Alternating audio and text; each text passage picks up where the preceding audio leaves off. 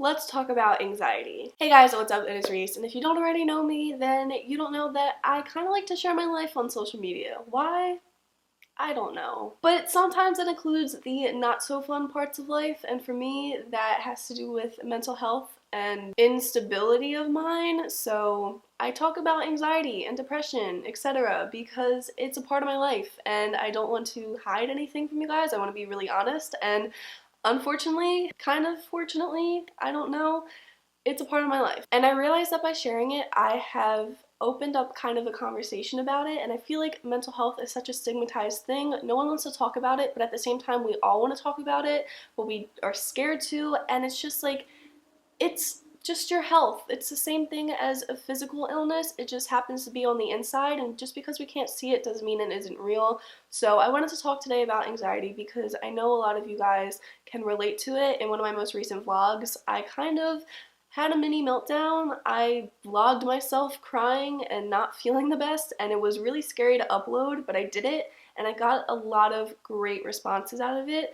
And if I can just make people feel less alone, or if I can help anyone in any way, that's what I want to do. So we're here to talk about anxiety today. I went onto my Instagram story and just had you guys ask me some questions that I'm going to kind of just use as general topics to talk about. And I can talk a really long time about this type of stuff, so if you want me to do more of these videos, definitely just let me know. And otherwise, let's get started. So I'm first going to talk a little bit about myself, because I feel like I should just kind of preface this with my own experience. Of course, I am no health professional. I mean, look at me. It doesn't look like I've graduated with any degree yet. This is just my own personal experience and what I've kind of learned throughout this journey of dealing with myself.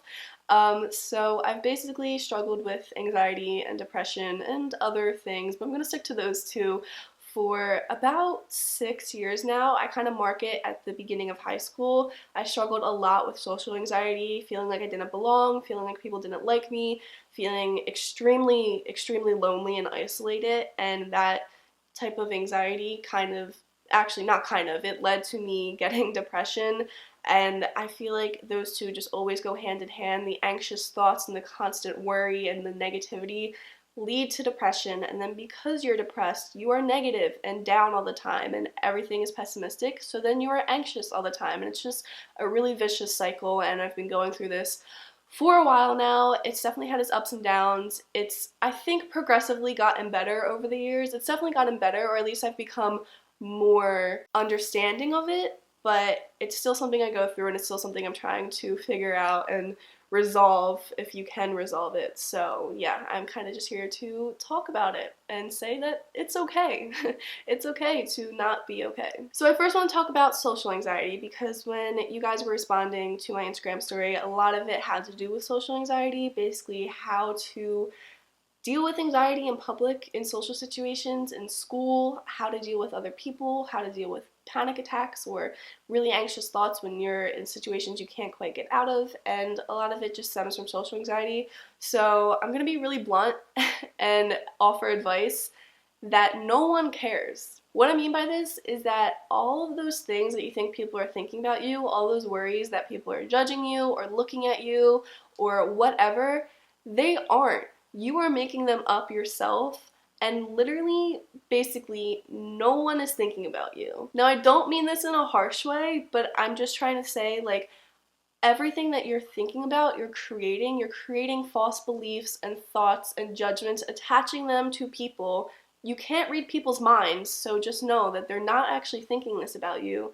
And then you're believing these things and then thinking that everyone is thinking about you, and they're not. So basically, you just have to remind yourself that no one is actually thinking about you, no one cares. I mean, think about it for yourself. How much time do you spend thinking about other people and people that like walk by you on the street or in your class or walk by in the hallways? Like, do you give more than a second of thought to them? Probably not. They're just passerbyers in your everyday life, and you're not judging them, you're not thinking about them, you're not giving more than 2 seconds of thought to them, so they're not doing the same for you. And I'm not saying that no one cares ever. I mean, you have friends and you have family that care about you. I'm talking about all of the strangers that you think are thinking about you when they really aren't. So basically what I'm trying to say is stop creating these false beliefs and false thoughts and attaching them to people, because like I said, you can't read people's minds, so there's no point in worrying about what they're thinking, because You don't know, and the probability that they're thinking about you and judging you is slim to none, so just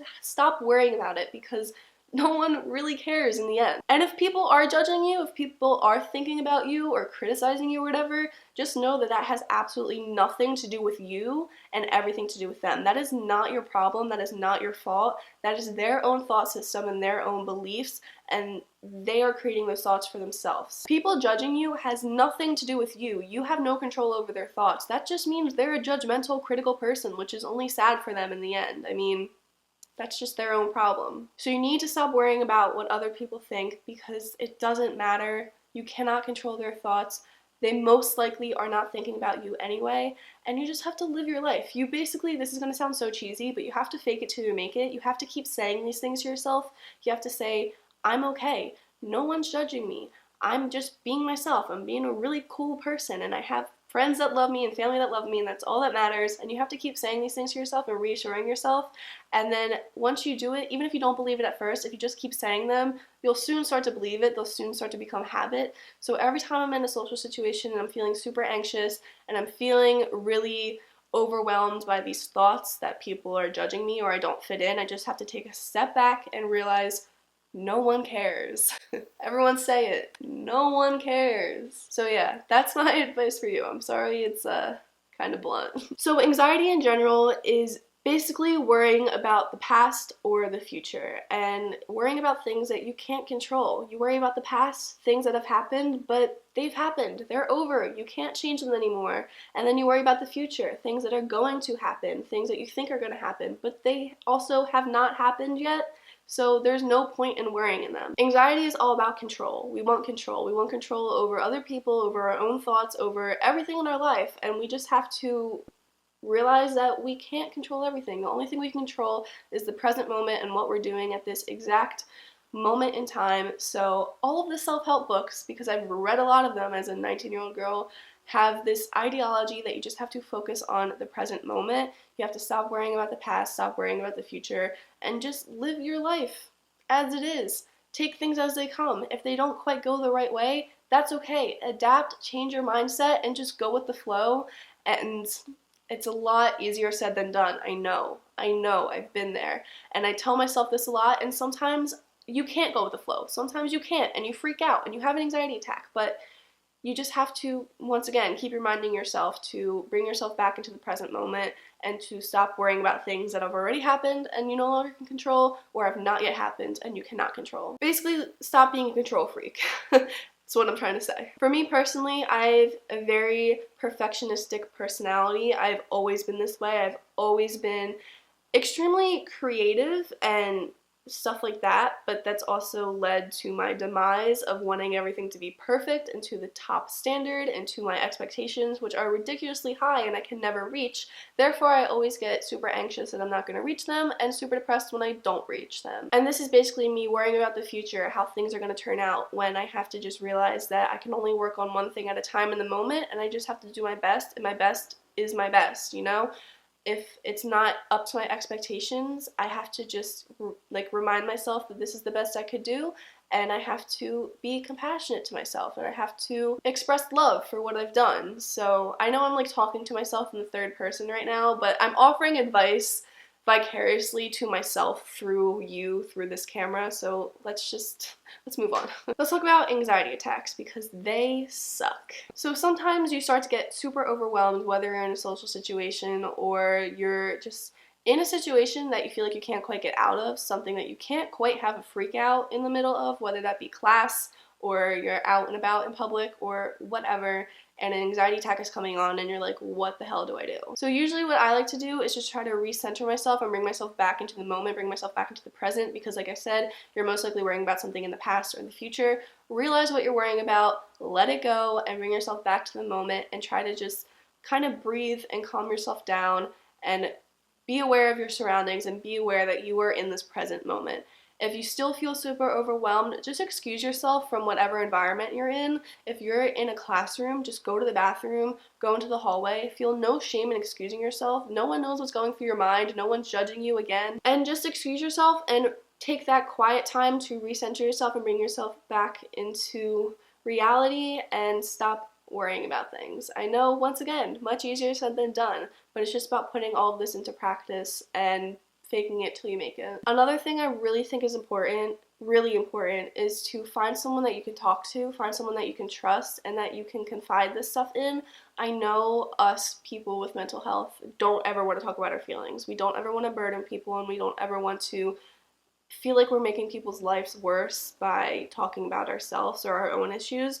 But I'm telling you that if you have someone that loves you in your life, they aren't going to care what you're going through. All they're going to want to do is want to offer help, and that's something that was really hard for me to learn because I never wanted to tell my friends about it, or I never wanted to tell anyone about it. The only person I ever talked to was my mom, and my mom could only hear the same thing so many times.